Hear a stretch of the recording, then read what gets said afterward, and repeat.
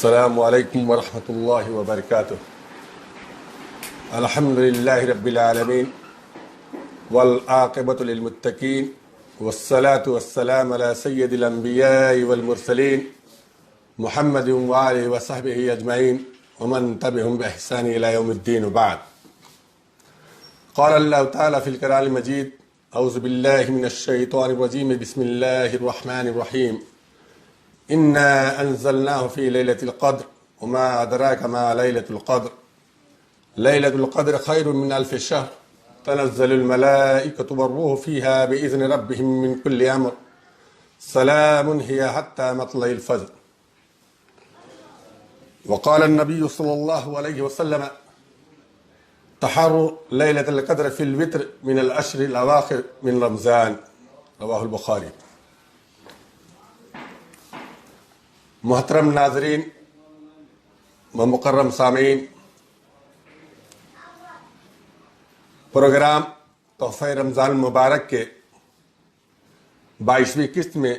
میں اپنی جانب و تمام منتظمین برامج و منصوبے مرکز کی جانب سے آپ تمام حضرات کا خیر مقدم کرتا ہوں۔ جیسا کہ آپ حضرات کو معلوم ہے کہ پچھلے اسباق کے اندر یہ بات گزر چکی ہے کہ نبی اکرم صلی اللہ علیہ وسلم رمضان کے آخری عشرہ کے 10 دنوں میں اپنے بیوی بچوں سے علیحدہ ہو کر کے الگ ہو کر کے اعتکاف کرتے تھے تاکہ زیادہ سے زیادہ اجر و ثواب حاصل کر سکیں اور خاص کر کے اس رات کو حاصل کر سکیں، اس رات کو پالیں جسے قرآن مقدس کے اندر لیلۃ القدر کہا گیا ہے، اور جس کی بہت بڑی فضیلت یہ ہے کہ اس ایک رات کی عبادت کو 1000 مہینوں سے بہتر قرار دیا گیا ہے۔ آج کے اس درس کے اندر انشاءاللہ العزیز اسی رات کے متعلق کچھ باتیں آپ حضرات کے سامنے کتاب و سنت کی روشنی میں پیش کی جائیں گی۔ اللہ رب العالمین سے دعا ہے کہ مولا مجھے کتاب و سنت کی روشنی میں حق اور سچ بات کہنے اور آپ تمام حضرات کو سننے سمجھنے اور مجھے و آپ تمام حضرات کو اس کے اوپر عمل پیرا ہونے کی توفیق عطا فرما۔ محترم ناظرین، اللہ تبارک و تعالی نے قرآن مقدس کے اندر ارشاد فرمایا کہ انا انزلناہ فی لیلۃ القدر، کہ بے شک میں نے اس قرآن کو، اس مقدس کتاب کو لیلۃ القدر کے اندر نازل کیا۔ یہ لیلۃ القدر کی بہت بڑی فضیلت ہے کہ اس رات کے اندر اللہ تبارک و تعالی نے خیر و برکت کا سر چشمہ، رشد و ہدایت کا منبع، حیات انسانی کا خزانہ، دنیا کے اندر سب سے زیادہ پڑھی اور لکھی جانے والی کتاب، سب سے زیادہ انسانوں کے دلوں کے اندر محفوظ کی جانے والی کتاب،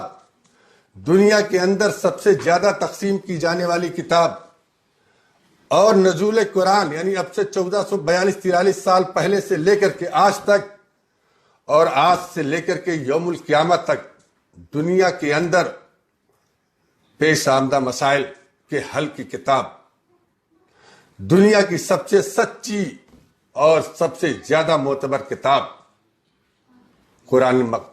مجید کا نزول ہوا۔ اسی مقدس رات کے اندر قرآن مجید کا نزول ہوا۔ لیکن یہ لیلۃ القدر ہے کیا؟ یہ انسان کے بس کی بات نہیں ہے، انسان اسے نہیں جان سکتا ہے، اس لیے کہ اللہ تبارک و تعالیٰ نے خود قرآن مقدس کے اندر ارشاد فرمایا کہ وما ادراک ما لیلۃ القدر، اور تمہیں کیا معلوم، تمہیں کیا پتا کہ لیلۃ القدر ہے کیا؟ لیکن اللہ تعالیٰ نے اس کی وجاہت خود قرآن مقدس کے اندر ارشاد فرمائی ہے، تو کہا کہ یہ انسان کے بس کی بات نہیں ہے، انسان لیلۃ القدر کو نہیں جان سکتا ہے۔ اب یہاں پہ ایک چیز اور جان لیں کہ لیلۃ القدر جو ہے یہ کب ہوتی ہے؟ لیلۃ القدر رمضان ہی میں ہوتی ہے، لیکن یہاں بھی اللہ تعالیٰ نے لیلۃ القدر کہا، یہ نہیں کہا کہ رمضان۔ تو اللہ تبارک و تعالیٰ دوسری جگہ ارشاد فرماتا ہے کہ شہر رمضان الذی انزل فیہ القرآن، کہ رمضان کا مقدس مہینہ ہے، رمضان کے بابرکت مہینے کے اندر اس کتاب کو میں نے، اس قرآن کو نازل کیا۔ اس سے یہ بات ثابت ہو گئی کہ لیلۃ القدر جو ہے رمضان ہی کے اندر ہے۔ اللہ تعالیٰ نے آگے ارشاد فرمایا کہ لیلۃ القدر خیر من الف شہر، کہ لیلۃ القدر شب قدر جو ہے یہ 1000 مہینوں سے بہتر ہے۔ اب آپ سوچیں کہ انسان ایک رات عبادت کر لے اور 1000 مہینوں کا ثواب اسے مل جائے، جبکہ اگر کوئی انسان پوری زندگی عبادت کرتا رہے، جس طریقے سے آج کل دیکھنے میں ہوتا ہے کہ عام طور سے انسان کی زندگی زیادہ سے زیادہ 60-65 سال ہوتی ہے، تو 83 سال نہیں پہنچ سکتا۔ اس لیے کہ جب ہم 1000 راتوں کو تقسیم کریں گے 12 کے اندر، جب سال بھی اس کا بنائیں گے تو 83 سال سے زیادہ ہوتا ہے، اور بہت کم لوگ آپ کو اسے ملیں گے جن کی اتنی زیادہ عمر ہوتی ہے۔ گویا کہ انسان اگر ایک رات عبادت کر دے، اس ایک رات کو پالے، اس ایک رات کو ڈھونڈ لے، تو وہ اپنی زندگی میں اتنا نہیں کر سکتا جتنا اس ایک رات کے اندر پا جائے گا۔ اور اس رات کے اندر ہوتا کیا ہے؟ اللہ تعالیٰ نے فرمایا کہ تنزل الملائکۃ والروح فیہا بإذن ربہم من کل امر، کہ اللہ تبارک و تعالیٰ کے حکم سے اس رات فرشتوں کا نزول ہوتا ہے، فرشتے آتے ہیں اور روح الامین بھی آتے ہیں اللہ کے حکم سے۔ تنزل الملائکۃ والروح فیہا بإذن ربہم من کل امر، ہر چیز کو لکھنے کے لیے، سوچنے کے لیے۔ اور یہ رات بڑی برکت والی ہوتی ہے، یہ رات سلامتی والی ہوتی ہے، حتی مطلع الفجر، اور یہ طلوع فجر تک رہتی ہے۔ یہ اس رات کی خاصیت ہے، یہ اس رات کے فضائل ہیں۔ اس رات کی فضیلت کے بارے میں اللہ کے رسول کی حدیث ہے کہ آپ صلی اللہ علیہ وسلم نے فرمایا کہ جو شخص اجر و ثواب کی امید رکھتے ہوئے، ایمان کے ساتھ اجر و ثواب کی امید رکھتے ہوئے اس رات کو قیام کرتا ہے، عبادت کرتا ہے، تو اس کے پچھلے گناہ معاف کر دیے جاتے ہیں۔ یہ بخاری مسلم کی روایت۔ ایک دوسری جگہ ایک حدیث کے اندر آتا ہے، اس کے راوی حضرت انس ہیں، وہ فرماتے ہیں کہ رمضان کے موقع پر اللہ کے نبی صلی اللہ علیہ وسلم نے فرمایا کہ یہ جو بابرکت مہینہ آ رہا ہے، یہ جو بابرکت مہینہ اب مل رہا ہے، اس مہینے کے اندر ایک رات ایسی ہے، ایک رات اتنی معتبر ہے، ایک رات اتنی بہتر ہے، جو کہ 1000 مہینوں سے بہتر ہے۔ اور بڑا ہی بدقسمت وہ شخص ہوگا جو اس کو نہیں پائے۔ کوئی بدقسمت شخص اس رات کے خیر سے، اس رات کی بھلائی سے کوئی بدقسمت ہی نہ بچ سکتا ہے، اور بڑا ہی بدقسمت وہ شخص ہوگا جو اس رات کو نہیں پائے گا۔ گویا کہ ہمیں اس رات کو تلاش کرنا چاہیے، اس کے بارے میں سوچنا چاہیے۔ محترم ناظرین، اللہ تبارک و تعالی نے قرآن کے اندر شب قدر کے بارے میں جہاں بھی ذکر کیا ہے، اجمالاً ذکر کیا ہے۔ اس کی تحقیق، اس کی تعین، اس کی ایگزیکٹ ڈیٹ یا تاریخ اللہ تبارک و تعالی نے کہیں بھی بیان نہیں کی ہے کہ رمضان کی کس تاریخ کو یہ پڑتا ہے، اور نہ ہی کسی صحیح حدیث سے یہ بات ثابت ہوتی ہے کہ رمضان میں شب قدر کب ہوتا ہے۔ البتہ اما ایسا کہ ایک روایت سے صرف اتنا معلوم ہوتا ہے کہ رمضان کی آخری عشرہ کی طاق راتوں میں سے کوئی ایک رات ہے۔ حدیث کے الفاظ ہیں کہ تحروا لیلۃ القدر فی الوتر من العشر الاواخر من رمضان، کہ آپ لیلۃ القدر کو تلاش کرو، لیلۃ القدر کو ڈھونڈو رمضان کی آخری عشرہ کی طاق راتوں میں، یعنی 21ویں، 23ویں، 25ویں، 27ویں یا 29ویں، کسی ایک رات میں۔ تو ہم تمام مسلمانوں کو چاہیے کہ اس رات کے فضائل کو حاصل کرنے کے لیے، اس رات کو پانے کے لیے، تاکہ ہم 1000 مہینوں کا ثواب پا سکیں، رمضان کے آخری عشرے میں عام طور سے، اور خاص طور سے رمضان کے آخری عشرہ کی طاق راتوں میں زیادہ سے زیادہ عبادت کا اہتمام کریں۔ اللہ تبارک و تعالی ہم سب کو اس سے توفیق دے۔ حضرات، شب قدر کی تعین نہیں کی گئی ہے، البتہ کچھ احادیث کے اندر اس کی علامات کا ذکر ملتا ہے۔ مسلم کی ایک روایت کے اندر آتا ہے کہ شب قدر کی صبح جب سورج طلوع ہوتا ہے تو اس کے اندر شعاعیں یعنی کرنیں نہیں ہوتی ہیں۔ ایک دوسری حدیث کے اندر آتا ہے کہ شب قدر کی صبح جب سورج طلوع ہوتا ہے تو اس کی سرخی جو ہے، اس کی لالی بالکل مدھم یعنی ایک دم ہلکی ہوتی ہے۔ اور اسی طرح مسلم کی ایک دوسری حدیث کے اندر آتا ہے کہ شب قدر میں جب چاند نکلتا ہے تو وہ چاند ایسا ہوتا ہے جیسے کسی بڑے تھالی کا کنارہ۔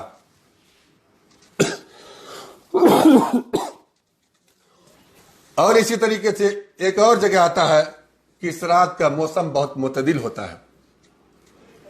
ایک اور جگہ اس کے بارے میں آتا ہے کہ اس رات بارش بھی ہو سکتی ہے وغیرہ۔ ایسی بہت ساری باتیں، بہت ساری علامتیں ملتی ہیں۔ اب شب قدر کے اندر ہمیں کرنا کیا چاہیے؟ تو ایک چیز جان لیں کہ شب قدر کے اندر کوئی بھی مخصوص عبادت اللہ کے رسول صلی اللہ علیہ وسلم سے ثابت نہیں ہے۔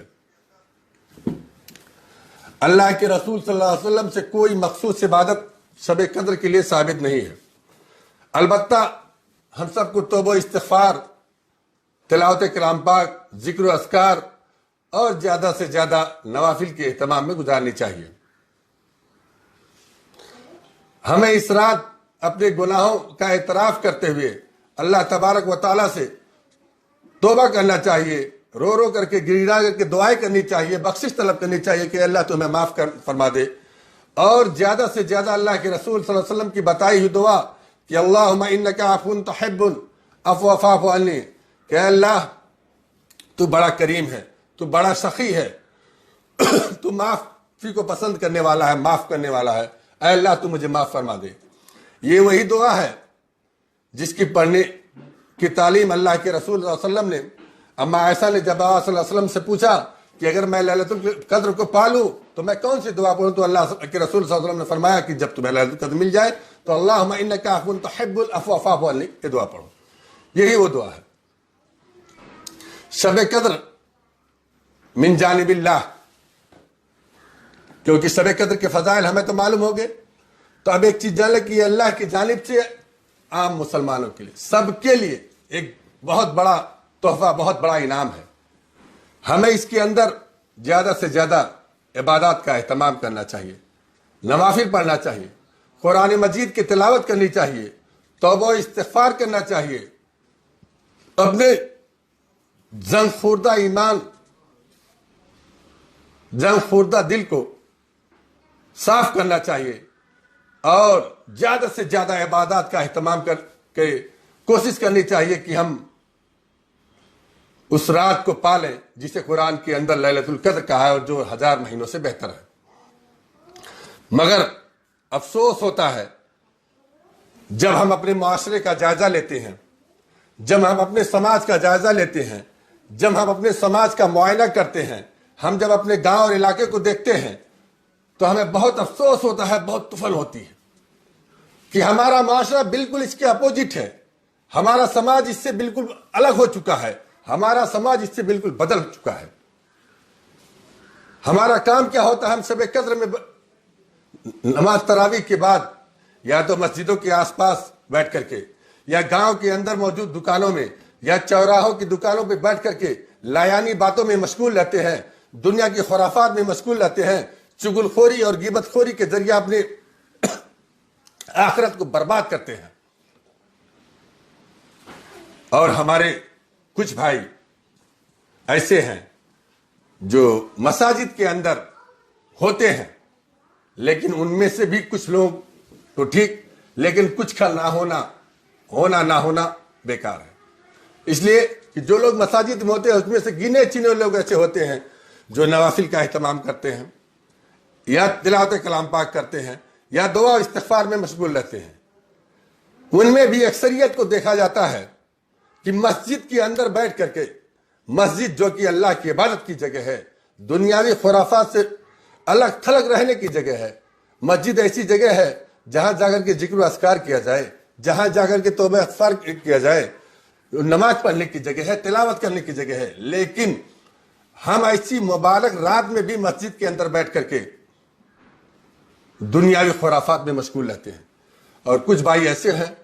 جو وہاں پر بیٹھ کر کے نہ توبہ استغفار کرتے ہیں نہ دعا پڑھتے ہیں، بلکہ صرف اوقتے رہتے ہیں، اور ہم یہ سوچتے ہیں کہ ہم اس رت جگائی کے ذریعہ ہم 1000 مہینوں کا ثواب اپنے نامہ اعمال میں لکھ لیں۔ تو یہ خوش فہمی اپنے ذہنوں سے آپ نکال دیں کہ ہم جب تک محنت نہیں کریں گے، جب تک کوشش نہیں کریں گے، تب تک ہمیں کچھ بھی حاصل ہونے والا نہیں ہے۔ یہ محنت جو ہم بیٹھ کے مسجدوں میں دنیاوی خرافات کی باتیں کرتے ہیں، موجودہ مسائل کے اوپر گفت و شنود کرتے ہیں، اس سے ہم صرف اپنی عاقبت برباد کرتے ہیں اور کچھ بھی نہیں کرتے ہیں، اور صرف رت جگائی ہوتی ہے، اپنی نیندوں کو برباد کرتے ہیں، اس کے علاوہ کوئی فائدہ نہیں ہونے والا۔ اور اس میں ایک تیسری کیٹیگری ہے، ایک تیسرا طبقہ ہے ہمارے نوجوان مسلمانوں کا۔ ان کا سیوا یہ ہے کہ چاہے 21ویں رات ہو، چاہے 23ویں ہو، چاہے 25ویں ہو یا 27ویں ہو یا 29ویں ہو، جب نیند کھلی 10 بجے 11 بجے 12 بجے دن میں جب اٹھے، اس کے بعد فوراً فون گھمانا شروع کر دیا۔ اگر فرصت ملی تو ظہر کی نماز پڑھے یا عصر پڑھے، نہیں تو صرف ٹیلی فون میں مشغول ہے۔ کیا ہے؟ آج بریانی بنانے کا پلان ہے۔ یعنی نوجوان طبقہ صرف مرغ مسلم اور بریانی میں مشغول رہتا ہے، اور یہ سوچتا ہے کہ ہم اس کو پالیں گے۔ اور اس سے زیادہ افسوس اس بات پر ہوتا ہے کہ اس مرغ مسلم کی پارٹی میں، اس بریانی خوروں کی طبقے میں ہمارے علماء کرام بھی موجود رہتے ہیں، اور یہ سوچتے ہیں کہ ہم اس کے ذریعہ اپنے نامہ اعمال کے اندر اپنے اس رات کو پا کر کے 1000 مہینوں کا ثواب لکھ لیں گے۔ تو افسوس آپ کی سوچ پر ہے۔ آپ اپنی خوش فہمی کو اپنے دماغ سے بالکل نکال کے پھینک دیں، اور اگر سوچتے ہو تو آپ کے اس طبقے کے اندر علماء کرام بھی رہتے ہیں، ان سے بھی پوچھ لیں کہ اس سے کچھ بھی حاصل ہونے والا نہیں ہے، بلکہ اس سے تمہاری نیند کی بربادی ہے، اور دوسری چیز تمہاری عاقبت کی بربادی ہے۔ اس لیے کہ جب آپ ان پارٹیوں میں مشغول رہتے ہیں تو وہاں پہ آپ دنیاوی خرافات کی باتیں کرتے ہیں، چگل خوری کرتے ہیں، مکاری کرتے ہیں، جھوٹ بولتے ہیں، اس کے علاوہ کچھ نہیں ہوتا ہے، اور پوری رات مرغ مسلم بنانے، بریانی بنانے میں مشغول رہتے ہیں، اور فجر کا وقت ہوتے ہوتے کھا لیتے ہیں، کھا کر کے فجر پڑھنے سے پہلے بھی سو جاتے ہیں۔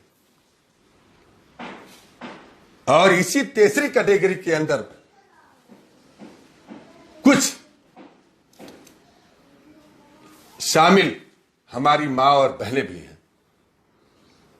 وہ بھی اس طبقے کے اندر شامل ہیں۔ ان کے اندر بھی یہ چیز پائی جاتی ہے، وہ بھی یہ سوچتی ہیں اور یہ کرتی ہیں۔ لہذا ہم سب کو چاہیے کہ ہم ان دنیاوی خرافات سے دور ہو جائیں، اور زیادہ سے زیادہ